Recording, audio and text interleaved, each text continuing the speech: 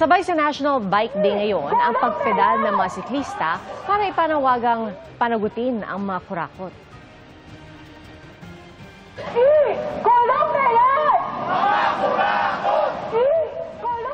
Mula Quezon City Hall, sama-samang pumadyak ang mga siklista hanggang sa Liwasang Bonifacio sa Maynila, kung saan nagdaos ng isang maiksing programa.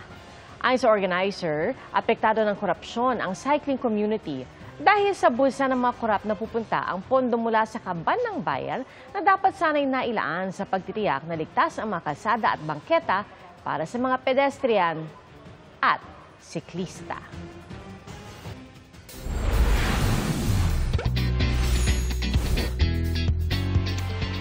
Mafo-fall in love ka not once but twice sa ganda ng Nahulugan Falls sa Catanduanes na talaga namang binabalik-balikan ng mga turista.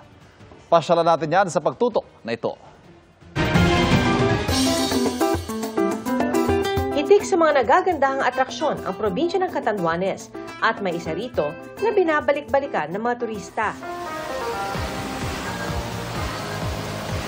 Kumandang mahulog sa ganda ng Nahulugan Falls sa bayan ng Higmoto. Ito po talaga yung dinadayong lugar dito sa Higmoto kasi isa po ito sa pinakamagandang falls dito. Hindi lang ang 60 meters na taas ng talon ang espesyal dito kaya binabalik-balikan. Nahulugan falls, tatlong layer po ito falls. From 1, 2, 3, at ito po yung malalim na part, then sunod. Ang malamig na tubig na papalibutan ng mga puno para sa extra refreshing feels. Sa halagang 10 pesos lang, pwede mo nang ma-enjoy ang Nahulugan Falls. Plano ng lokal na pamahalaan ng Higmoto na ayusin ang lugar para makaakit ng turista at makatulong sa turismo ng bayan. O saan tayo sa susunod na pasyal o food trip? I-share nyo sa 24 Oras Weekend page ang inyong travel at food adventures.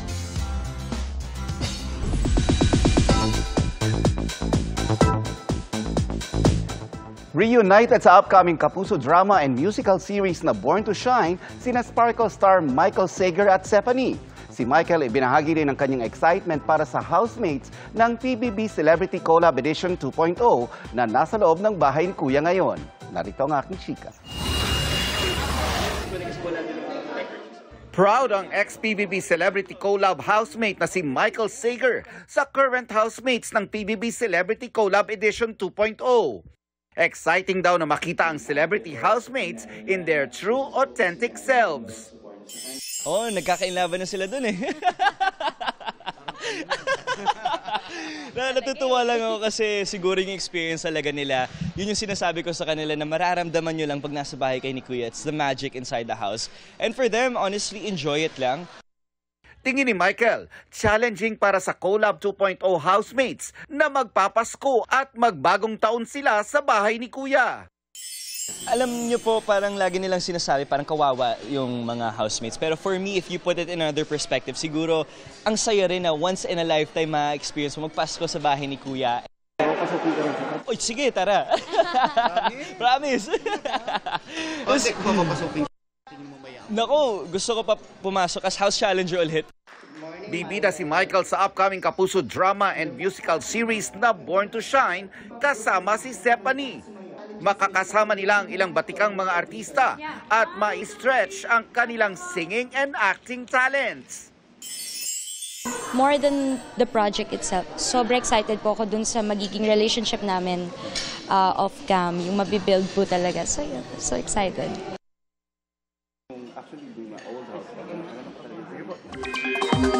Ramdam po sa ilang probinsya ang perwisyo ng masamang panahon. Ay, Diyos ko po! Gumuho ang lupa na may kasamang mga tipak ng bato sa barangay P. Vera sa Viga, Catanduanes kanina. Yan ay matapos ang mga naranasang pag-ulan doon. Pansamantalang hindi madadaanan ng mga motorista ang kalsada habang patuloy ang clearing operation ng mga otoridad. Wala namang naitalang nasaktan o nasawi sa insidente. Sinagip naman ang isang lolo sa Sanchez Mira, Cagayan. Sa gitna po yan ang tumataas na tubig baha. 3 barangay sa bayan ang binaha dahil sa malakas na pag-ulan kahapon. Nagpatupad na ng forced evacuation dahil sa pag-apaw ng sapa. Sa ngayon, humuhupa na ang baha at bumalik sa bahay ang mga lumikas. Fighter jet ng India bumulusok sa air show sa Dubai. Sa Vietnam naman, mahigit 50 ang nasawi sa malawakang pagbaha. Ang mga balita abroad sa pagtutok ni Darlene Kai.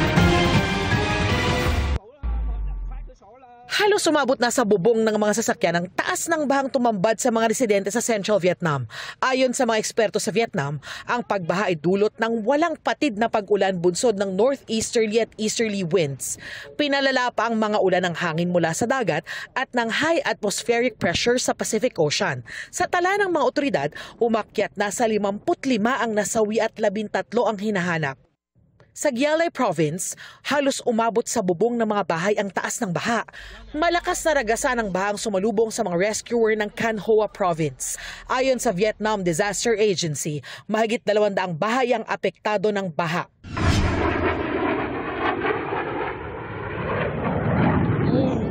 Nabalot ng makapal na usok at apoy ang bahagi ng runway sa huling araw ng Dubai Air Show dahil sa pagbagsak ng isang fighter jet ng India.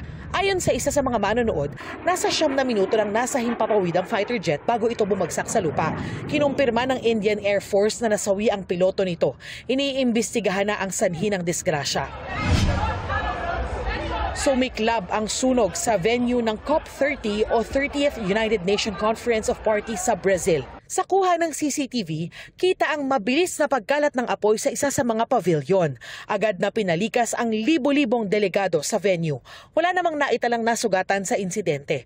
Ang COP30 ang pinakamalaking pagtitipon para talakayin ang epekto ng climate change. Pero naka-deadlock ang mga bansa dahil hindi magkasundo kung paano tutugunan ang pagdepende sa fossil fuels para mabawasan ng greenhouse gases. Para sa GMA Integrated News, Darlene Kai, nakatutok 24 oras.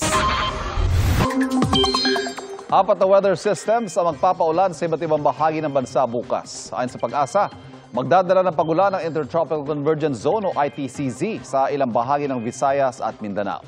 Ang shear line naman umiiral sa Cordillera Administrative Region at Cagayan Valley. Apektado rin ang amihan ng easterlies at ilang pang bahagi ng Luzon. Sa datos ng Metro Weather, bago magtanghali bukas, magsisimula ng umulan sa ilang bahagi ng Cagayan Valley, Calabarzon, Mimaropa at Bicol Region. Kalat-kalat na pagulan naman ang mararanasan simula bukas ng umaga sa Mindanao. Pero pagdating ng hapon, halos buong Visayas at Mindanao na ang uulanin. Sa Metro Manila naman, di rin inaalis ang tsansa ng ulan sa nadala naman ng localized thunderstorms.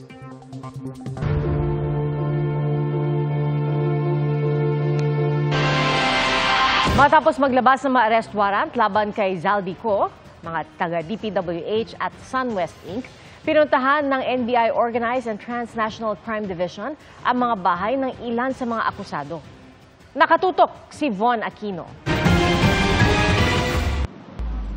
Matapos ilabas ng 5th, 6th at 7th Division ng Sandigan Bayan ang mga arrest warrant laban kay dating Congressman Zaldico at mga opisyal ng DPWH Mimaropa at SunWest, agad na nagkasa ng operasyon ng NBI Organized and Transnational Crime Division na nagpunta sa known address ng mga ito. Pinuntahan kagabi ng NBI OTCD ang bahay ng akusadong si Timohen Sakar na engineer ng DPWH Mimaropa, pero hindi rin siya dinatnan doon. Napag-alaman ng mga otoridad sa caretaker ng property na lumipat na umano si Sakar nitong Hulyo o Agosto. Pinuntahan din nila ang bahay sa Quezon City ng akusadong si Dominic Gregorio Serrano, Construction Division Chief ng DPWH Mimaropa. Kasambahay lang nito ang kanilang nakausap na nagsabing hindi na umano ito masyadong umuuwi. Ngayong hapon, tinungo ng NBI OTCD ang opisina ng DPWH Mimaropa sa Diliman, Quezon City para isilbi ang warrant of arrest kina dating DPWH Mimaropa Regional Director Gerald Pacanan at Maintenance Division Chief Engineer Juliet Cabungan Calvo. Kasama ang DPWH security personnel, ininspeksyon nila ang quarters ng mga nasabing opisyal pero wala roon sina Pacanan at Calvo. Ayon kay NBI OIC Director Angelito Magno, patuloy ang pagsisilbi nila ng warrant of arrest sa mga address ng mga wanted. Bine-verify din nila kung nasa Pilipinas pa sila. Tiniyak din ng NBI na handa silang ilagay sa kanilang kustodiya ang mga akusado ng ligtas at naayon sa batas. Mas makakabuti kung sila ay sumurrender na rin, no? Para mas maging maayos ang ang pagsuko nila at least kung makasuko sila, the court will acquire jurisdiction, and the sooner maka-acquire ng jurisdiction sa kanila, the faster the case will move on. Para sa GMA Integrated News, Von Aquino, nakatutok, 24 oras. Kaugnay na ang paglalabas sa Sandigan Bayan ng arrest warrant para sa mga akusado sa mga kaso kaugnay ng flood control projects, sabi ni Independent Commission for Infrastructure spokesperson Attorney Brian Hosaka. Hudyat ito ng simula ng proseso para makamit ang hustisya. Pwede rin daw itong gawing basihan para mapauwi at mapaharap sa korte ang mga isinasangkot. Pinangangabahan ang pagtaas ng kaso ng sakit na dengue at leptospirosis kasunod ng mga pagbahang dulot na magkasunod na bagyo. Nakatutok si Femari Dumabok ng GMA Regional TV.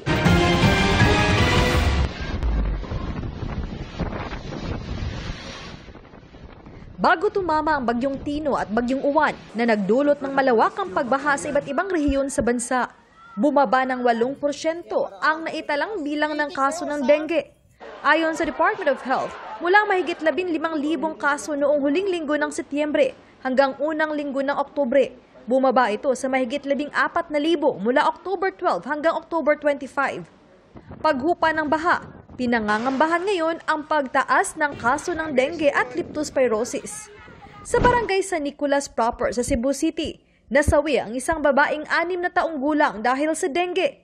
Nagpapagaling din ngayon sa ospital ang 14 na taong gulang na babae na tinamaan ng sakit.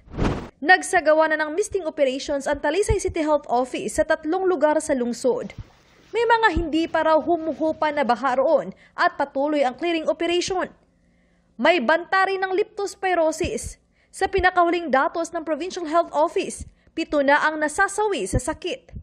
Nasa mahigit 100 ang suspected cases sa buong probinsya. Sasailalim pa raw ang mga ito sa confirmatory test. Nagtatag na ang LGU ng Task Force Leptospirosis bilang paghahanda. Wala pang pahayag ang DOH tungkol sa kaso ng leptospirosis.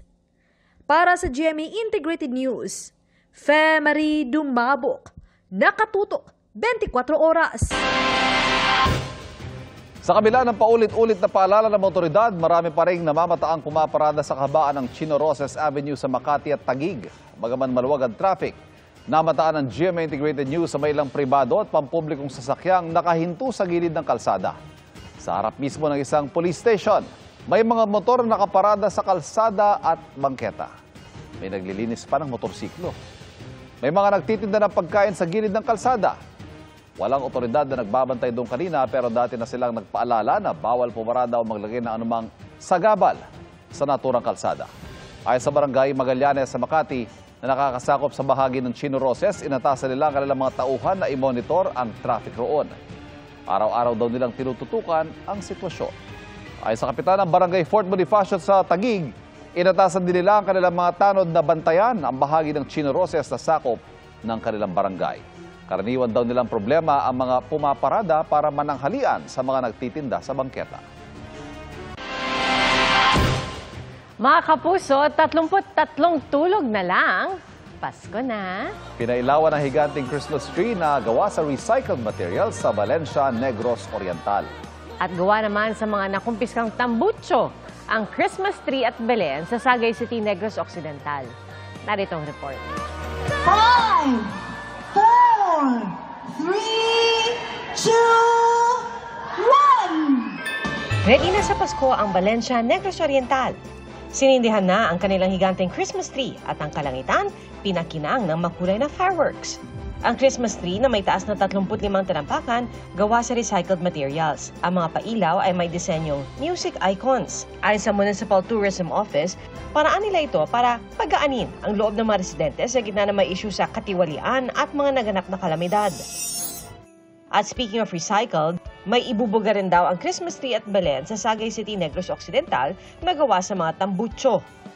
Ayon sa Sagay City Police, mula ito sa nakupis kanilang mahigit 200 tambucho.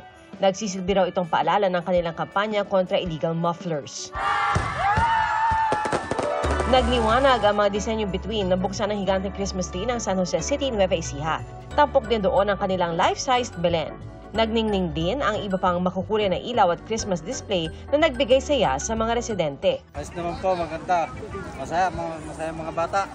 Maganda, super ganda. May libreng palabas din para sa mga bata at night market para sa food trip.